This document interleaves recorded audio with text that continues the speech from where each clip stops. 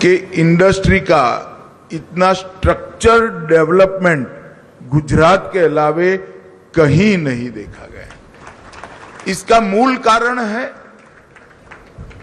कि गुजराती लोग परंपरा से उद्योग साहसिकता का अपने डीएनए में ही गुण लेकर आगे बढ़े हैं और उसके साथ साथ समय समय पर सरकारों ने इसके अनुकूल इंफ्रास्ट्रक्चर बनाने में बड़ी मदद की है।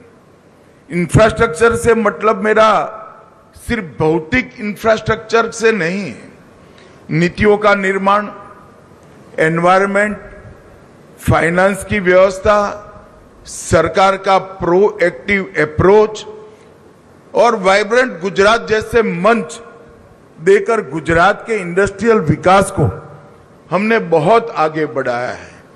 पूरी दुनिया इसका स्वीकार करती है। Manufacturing, engineering, pharmaceutical, ports, logistic, green energy, industrial infrastructure और इन्वेस्टमेंट, ये सभी क्षेत्रों में हमने बहुत अच्छा काम किया है। मगर अब बारी है गुजरात को सर्विस सेक्टर में भी टॉप 1, 2, 3 में ले जाने की। और सर्विस सेक्टर में जब हमें 1 से 3 में आना है, बेंगलुरु, हैदराबाद, पुणे, गुरुग्राम, ये सबके समकक्ष अगर अहमदाबाद ने अपने आप को प्रस्तापित करना है तो इस तरह के टेक पार्क बहुत जरूरी है। एक प्रकार से गुजरात के अब तक की आर्थिक गतिविधियों में मोदी जी ने विगत 2-3 साल से टेक पार्क्स और जीसीसी पर बड़ा बल दिया है। एक प्रकार से हमारी सारी आर्थिक गतिविधियों का ट्रांसफॉर्मेशन हो रहा है।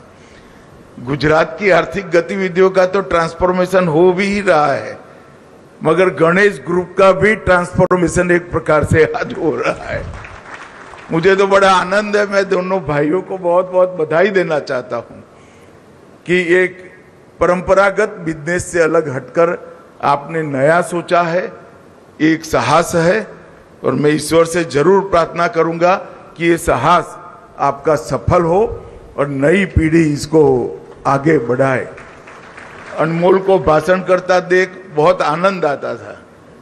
कॉन्फिडेंस के साथ नई पीढ़ी जब आगे बढ़ती है तो स्वाभाविक रूप से आनंद आता है।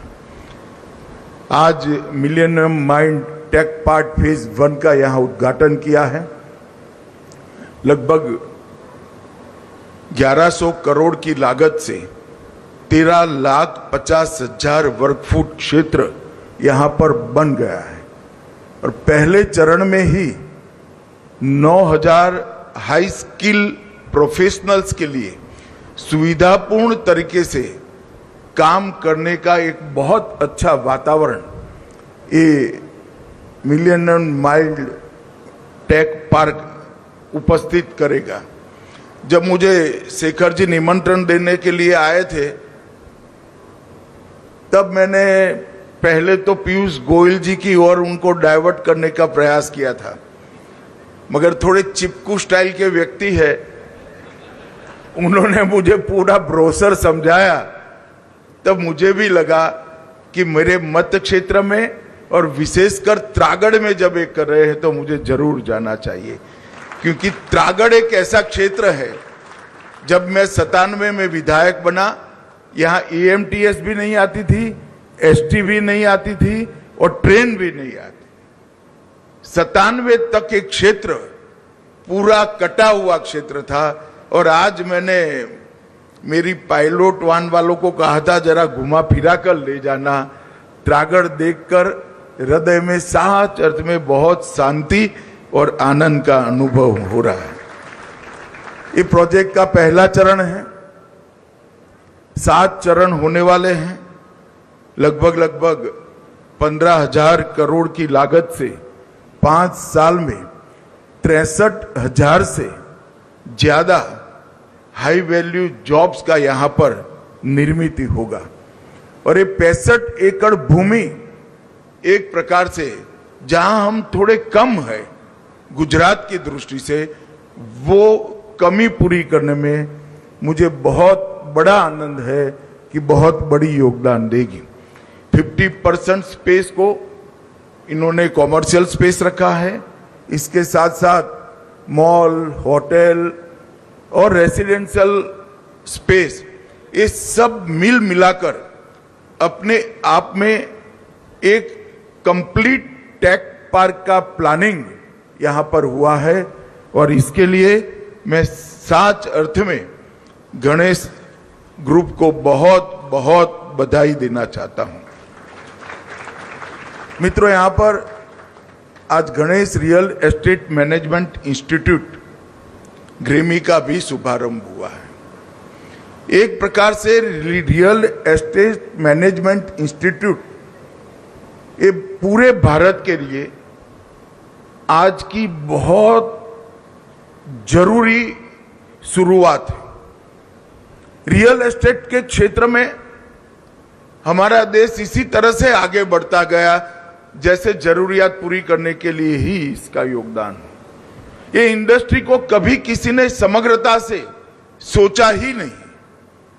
ढेर सारे पहलू, पर्यावरण से लेकर प्लानिंग से लेकर टाउन प्लानिंग की स्कीम का एक हिस्से से लेकर ढेर सारे इश्यू इसके साथ जुड़े हुए हैं।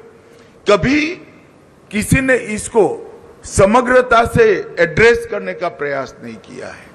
और मित्रों, जब टाउन प्लानिंग ठीक नहीं होता है तो अच्छे शहर नहीं बनते। दुर्भाग्य की बात है कि हमारे शहर देश में ज्यादातर शहर बसते बसते बस गए और बाद में हम सुविधा पूरी करते गए।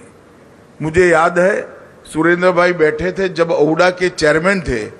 टाउन प्लानिंग स्कीम मोदी सरकार ने जब इंट्रोड्यूस की तभी लोगों के रहने के आने के पहले सुविधा का विचार की शुरुआत भारत में पहली बार हुई। और मुझे लगता है अभी भी इस क्षेत्र में दुनिया तकनीक की दृष्टि से बहुत आगे निकल चुकी है, प्लानिंग की दृष्टि से बहुत आगे निकल चुकी है। बहुत ऐसे आयाम है जिस पर हमारी तो अभी सोसाइटी के नाते नजर ही नहीं पड़ी। ये सारी चीजों को समग्रता से सोचने के लिए इसको एक स्टडी के रूप में, कोर्स के रूप में डेवलप करने के लिए Ganesh real estate management institute मैं मानता हूं कि बहुत बड़ा योगदान हो सकता है कि शुरुआत इसके सभी डायमेंशन को कवर न करे। हो सकता है कि ये शुरुआत में विश्व भर में जो कुछ विकास हुआ है, जो सोचा गया है, इसका प्रतिबिंब इसमें न दिखाई पड़े, मगर शुरुआत हुई है तो आगे भी बढ़ेगा और अच्छे से आगे बढ़ेगा, इसका मुझे विश्वास है।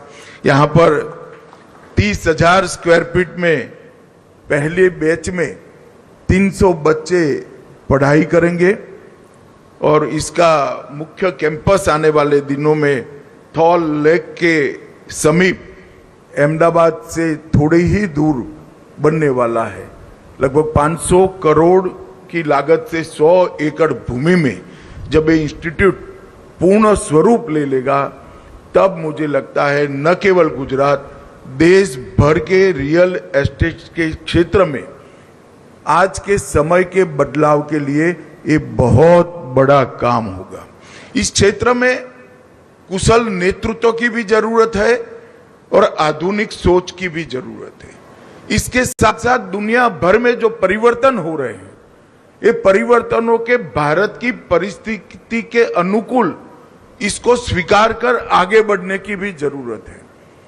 मुझे तो लगता है कि ये बहुत देरी से शुरुआत हो रही है, मगर शुरुआत हो रही है, इसका मैं हृदय से स्वागत कर रहा हूं और मैं आशा करता हूं कि विश्व स्तरीय टेक्नोलॉजी का इंफ्रास्ट्रक्चर डेवलप करने में इस क्षेत्र में भी ग्रेमी आने वाले दिनों में बहुत बड़ा योगदान करेगी, इसका मुझे पूरा भरोसा है। मित्रों, एआई, डीप टेक ये भविष्य की अर्थव्यवस्था है और नरेंद्र मोदी जी के दीर्घदृष्टिपूर्ण नेतृत्व ने जितने भी नए सेक्टर, इमर्जिंग सेक्टर है विश्व में, इसमें आज भारत फाउंडर बना हुआ है। एक जमाना था कि हम कई क्षेत्रों में बहुत पीछे लग गए थे। आने वाले 25 साल में जो सेक्टर विश्व की अर्थनीति को, विश्व के अर्थतंत्र को दिशा देंगे, वो सभी क्षेत्र में आज भारत फाउंडर बनकर अपनी मजबूत उपस्थिति को दर्ज करा रहा है और यही बता रहा है कि भारत का भविष्य बहुत सुनहरा है। एआई और डीप टेक के जो भविष्य है, इसके लिए इसके जैसे टेक पार्क बहुत बड़ा काम भी करेंगे और इसको आगे भी बढ़ाएंगे। इतने सारे क्षेत्र नए खुल रहे हैं, robotics, quantum computing, semiconductor, AI, autonomous system, cyber security, defence और स्पेस टेक, ये सारे क्षेत्रों के लिए हमें हाईटेक यूथ की जरूरत है। दिमाग तो है ही, उनको स्पेस भी देना है, एटमॉस्फेयर भी देना है और अनुकूलता भी कर देनी है। मुझे मालूम है कि ये दोनों इनिशिएटिव, ये दोनों क्षेत्र में आने वाले दिनों में गुजरात को कई कदम आगे ले जाने के लिए बहुत बड़ा योगदान करेंगे। फिर से एक बार मैं गणेश ग्रुप के दोनों कर्ता धर्ताओं को बहुत बहुत शुभकामनाएं और बधाई देकर मेरी बात समाप्त करता हूं। वंदे मातरम।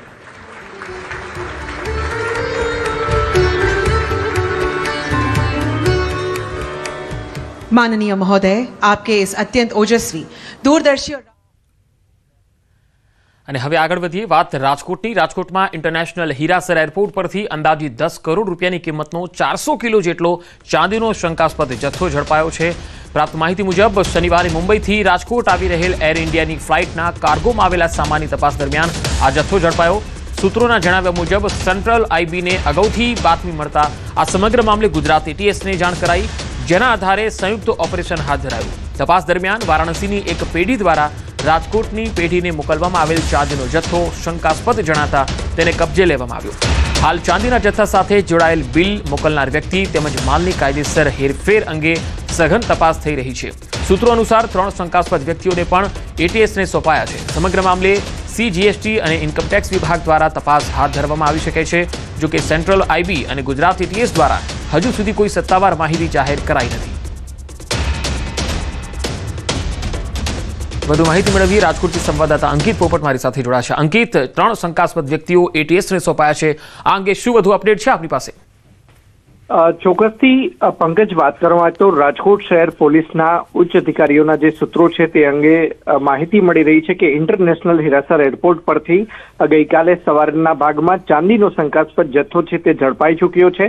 આ ચાંદીનો જે શંકાસ્પદ જથ્થો છે તે વારાણસીની એક પેઢી દ્વારા મોકલવામાં આવ્યો હતો અને આ જે જથ્થો છે તે રાજકોટ શહેરના સામાકાંઠા વિસ્તારની અંદર આવેલી એક પેઢીના માલિકને આ જથ્થો છે તે મળવાનો હતો અને આ જથ્થાની જે અંદાજિત 10 કરોડની કિંમતનો 400 કિલો જેટલો ચાંદીનો શંકાસ્પદ જથ્થો છે તે ઝડપાઈ ચૂક્યો છે। સેન્ટ્રલ આઈબીને ગુપ્ત રાહેથી બાતમી મળી હતી અને આ બાતમી તેમને ગુજરાત એટીએસ સાથે શેર કરી હતી। ત્યારે સેન્ટ્રલ આઈબી, ગુજરાત એટીએસ તેમજ રાજકોટ શહેર ક્રાઇમ બ્રાન્ચના સંયુક્ત ઓપરેશનની અંદર 400 કિલો જેટલી જે ચાંદીનો જે શંકાસ્પદ જથ્થો છે તે કબજે કરવામાં આવ્યો છે।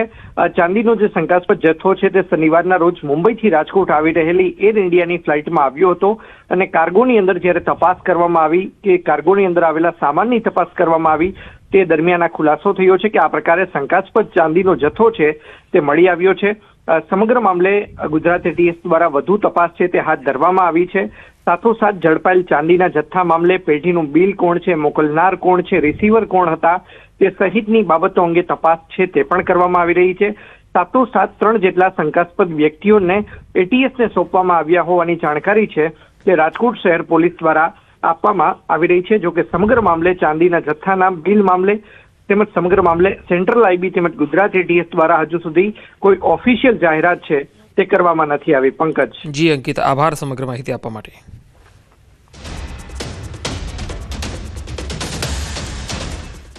અમદાવાદ ઇન્ટરનેશનલ એરપોર્ટ પરથી એક પેસેન્જર પાસેથી ગાંજો જપ્ત કરવામાં આવ્યો। થાઇલેન્ડથી લાવવામાં આવેલું કરોડોનો ગાંજો જપ્ત કરાયો છે।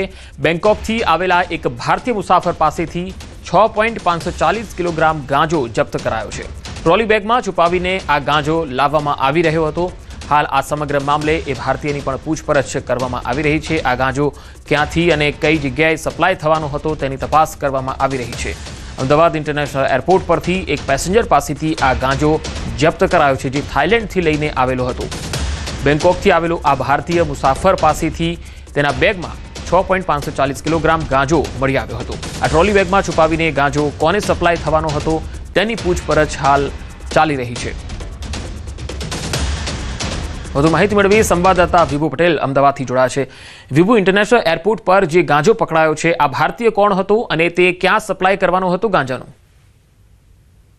પંકજ, જે રીતે વારંવાર ઘટનાઓ બનતી રહી છે કે દાન ચોરી કરીને સોનું તો લઈ આવતા હોય છે, પરંતુ હવે વારંવાર ઘટના એવી પણ બની રહી છે કે ગાંજો પણ લઈ આવવાનો પ્રયાસ છે તે પ્રવાસીઓ કરી રહ્યા છે। જ્યારે બેંકોકનો પ્રવાસ કરીને આવેલા એક ભારતીય મુસાફર પાસેથી અમદાવાદ ઇન્ટરનેશનલ એરપોર્ટ પર ઉતર્યો ત્યારે બેગ ચેકિંગ કરવામાં આવી અને તેમાં શંકાસ્પદ લાગતાની સાથે જ પ્રવાસીની અટકાયત કરી લેવામાં આવી અને ત્યારબાદ પ્રવાસીની પૂછપરછ કરવામાં આવી હતી। લગેજનું ચેકિંગ કરવામાં આવ્યું અને લગેજના ચેકિંગ દરમિયાન ટ્રોલી બેગ હતી તેમાંથી ગાંજો છે તે મળ્યો છે, જેની કિંમત કરોડો રૂપિયા છે। અને ખાસ કરીને આ જે પ્રવાસી છે એ રાયપુરનો હોવાનું અત્યારે કહેવામાં આવી રહ્યું છે અને ખાસ કરીને જે પ્રવાસીની પૂછપરછ હવે કરવામાં આવશે કે એ સપ્લાય કોને કરવાનો હતો અને ક્યારથી લઈ આવ્યો છે તેની તમામ પૂછપરછ છે તે કરવામાં આવશે। અને આ પ્રવાસી છે પહેલી ફેરી જ વિદેશ યાત્રા કરી અને અમદાવાદ ઇન્ટરનેશનલ એરપોર્ટ પર આવ્યો હતો।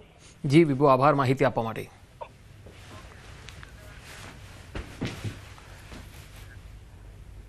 હવે વાત કરીએ જેહાદી ડ્રગ્સની।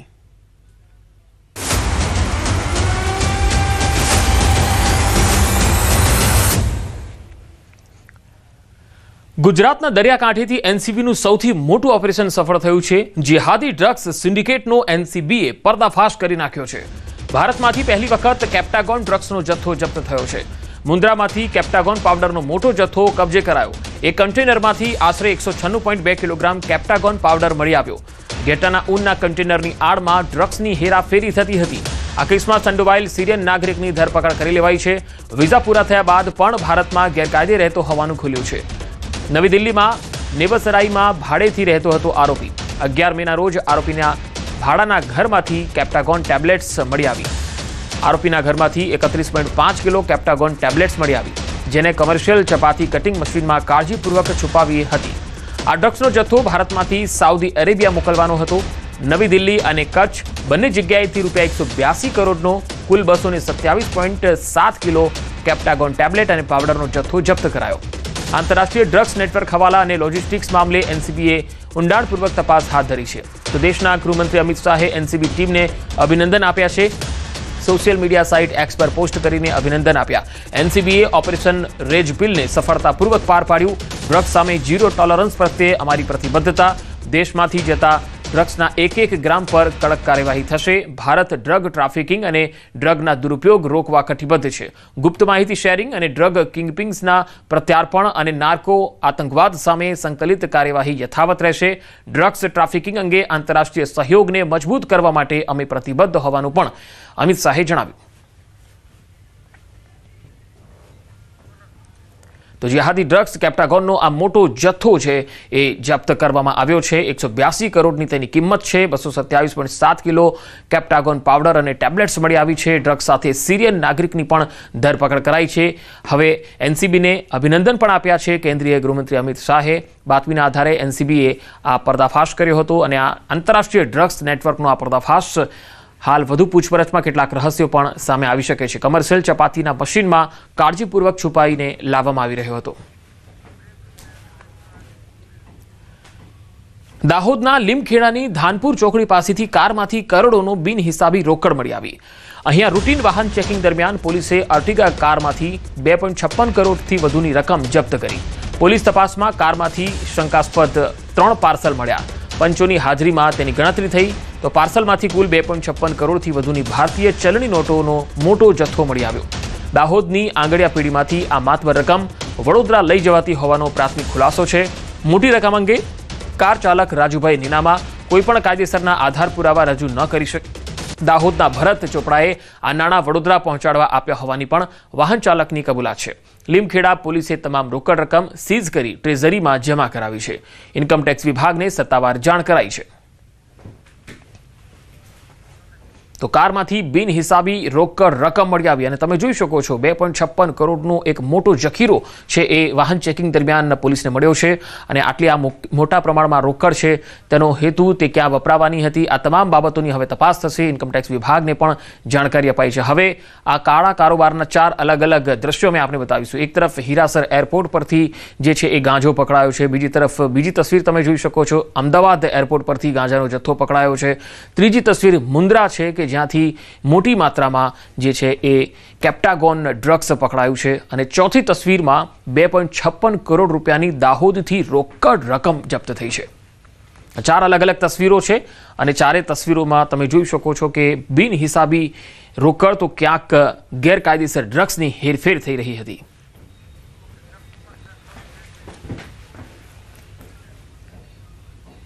વધુ સમાચારો પર નજર કરીશું. હાલ રોકાઈશું એક વિરામ માટે.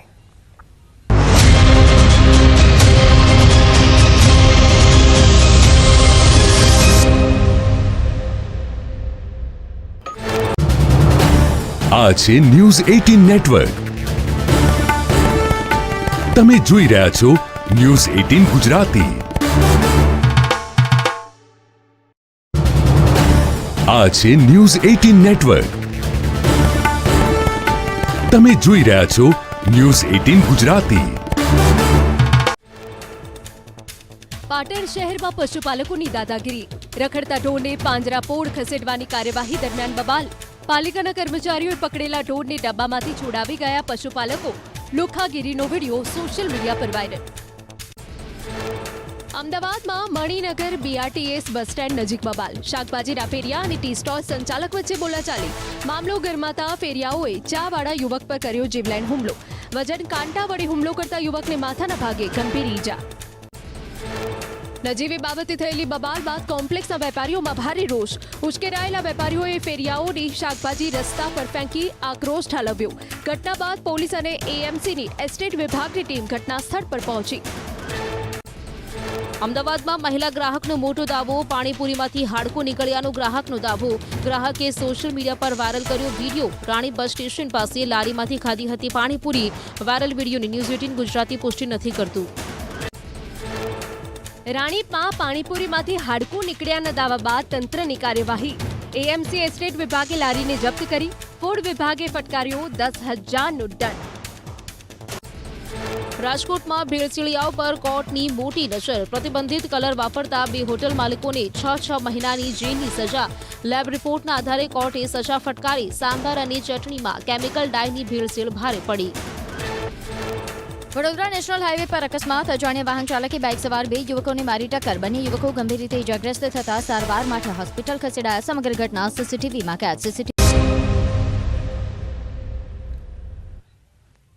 બ્રેક બાદ સમાચારોમાં આગળ વધીએ. મહીસાગરના લુણાવાડા મુથુટ ફિનકોપ બેંકમાં નકલી સોના પર 12.65 લાખની લોનનું કૌભાંડ સામે આવ્યું. બેંકના મેનેજરે ગ્રાહક સાથે મળીને કાવતરું રચી રામદેવ ગોલ્ડ બાયર નામની એજન્સી સાથે ઠગાઈ આચરી. ફરિયાદી બંટીસિંહનું કહેવું છે કે આરોપી મહેશે એજન્સીના વડોદરા સ્થિત મોબાઈલ નંબર પર ફોન કર્યો. તેણે જણાવ્યું હતું કે લુણાવાડાની મુથુટ ફિનકોપ બેંકમાં તેનું 12.5 તોલા સોનું મૂકેલું છે, જેને છોડાવવા માટે તેણે રૂપિયાની તાતી જરૂર છે. જેથી ફરિયાદી અને તેમની શાખાના કર્મચારી લુણાવાડા મુથુટ ફિનકોપ બેંક ખાતે પહોંચ્યા. ત્યાં હાજર બેંક મેનેજર ધવલભાઈ કડિયાએ ખાતરી આપી કે મહેશકુમારનું 12.5 તોલા સોનું બેંકમાં જમા છે અને તે છોડાવવા માટે 12,63,141 રૂપિયા ભરવાના છે. બેંક મેનેજરની વાત પર વિશ્વાસ રાખીને તમામ પ્રક્રિયા પૂર્ણ પૂર્ણ કરી અને આરોપીને પૈસા આપ્યા, પરંતુ ત્યારબાદ તપાસ દરમિયાન માલુમ પડ્યું કે આ આખું સોનું તદ્દન નકલી હતું, જે અંગે બેંક મેનેજર અને મુખ્ય આરોપી વિરુદ્ધ વિશ્વાસઘાત અને છેતરપિંડીનો ગુનો દાખલ કરાયો છે. સમગ્ર ઘટનામાં મુથુટ ફિનકોર્પ લુણાવાડાના બ્રાન્ચ મેનેજર ધવલ કડિયાની પણ સંડોવણી સામે આવેલ છે. જ્યારે આ આરોપી મહેશ કુમાર વાડન મુથુટ ફિનકોર્પમાં લોન લેવા ગયેલ હતા તે વખતે આ જે બ્રાન્ચ મેનેજર છે ધવલ કડિયા એમના દ્વારા આ સોનું સાચું છે કે ખોટું છે તે બાબતે ખરાઈ કર્યા બાદ એમને લોન આપવાની જરૂર હતી, પરંતુ આવી કોઈ પણ પ્રોસિજર એમના તરફથી ફોલો કરવામાં નહીં આપેલ. પોલીસે આ બંને વ્યક્તિઓ વિરુદ્ધ ગુનો દાખલ કર્યો છે અને આગળની તપાસ ચાલુ છે. જૂનાગઢમાં મહિલાની હત્યાનો ભેદ આખરે ઉકેલાયો છે. નજીકના જ વ્યક્તિએ હત્યા કર્યાનું ખુલ્યું છે. પૈસાની લેતી દેતી બાબતે હત્યા થઈ હોવાનું પ્રાથમિક તારણ છે. ગિરિરાજ વિસ્તારના ચિત્રકૂટ સોસાયટીમાં આ હત્યા થઈ હતી. 4 દિવસ પહેલા ગળું કાપીને હત્યા કરાઈ હતી. આરોપીની પૂછપરછમાં વધુ ખુલાસા થઈ શકે છે. ક્રાઇમ બ્રાન્ચ અને અલગ અલગ ટીમો દ્વારા હત્યાનો ભેદ ઉકેલાયો છે.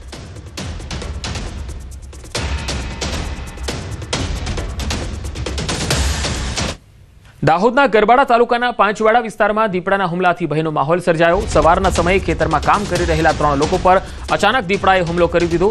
હુમલો એટલો ગંભીર હતો કે 3 લોકોને માથા અને મોઢાના ભાગે ગંભીર ઈજાઓ પહોંચી. આ ઘટનાને પગલે આસપાસના વિસ્તારમાં અફરાતફરી અને ભયનો માહોલ ફેલાયો. ઈજાગ્રસ્તોને તાત્કાલિક સારવાર માટે ઝાયડસ હોસ્પિટલ લઈ જવાયા. દીપડો સવારની વેલે આવી જતા અમારા રાકેશભાઈ સેવાભાઈ પરમાર એના ખેતર ગવારિયા તોડવા જતો હતો અને ખેતરમાં ઘૂસતા દીપડો ત્યાં પડેલ હતો. તે રાકેશભાઈને હુમલો કરતા રાકેશભાઈને જમણી બાજુ ગાલે પંજા માર્યા અથવા હાથે પંજા માર્યા. તૈતા દીપડો ભાગતા પછી અન્ય રસ્તાની અંદર અમારે ગામના બીજા લોકો જોવા સારું કે દેખવા ભાગ્યા, તો એ લોકો પંકજભાઈ ધોળાભાઈ માવીને તેને પણ માતાના ભાગમાં પંજો માર્યો, મોઢું માર્યો અને હાથની અંદર બસકું મારી લીધું. ખેતરની અંદર કામ કરતા ત્યાં દીપડો આવેલ હોય ને દીપડાએ 3 જણને ઈજાગ્રસ્ત કરેલ છે અને એ લોકોને નજીકની પીએસસી પર લાવવામાં આવ્યા હતા ને ત્યાંથી ઝાયડસની અંદર રિફેર કરવામાં આવ્યા છે. એની જાણ ફોરેસ્ટ ખાતાને કરતાં ફોરેસ્ટ ખાતું પણ આવી ગયેલ છે અને દીપડાને પકડવા માટે પાંજરાની વ્યવસ્થા મૂકવામાં આવે એવી અમારા ગામ લોકોની માંગણી છે.